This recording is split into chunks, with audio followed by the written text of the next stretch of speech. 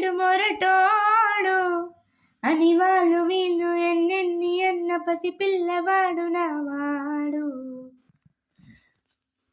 వీడు మొండోడు అని ఊరు వాడనుకున్న గాని మహారాజు నాకు నావాడు.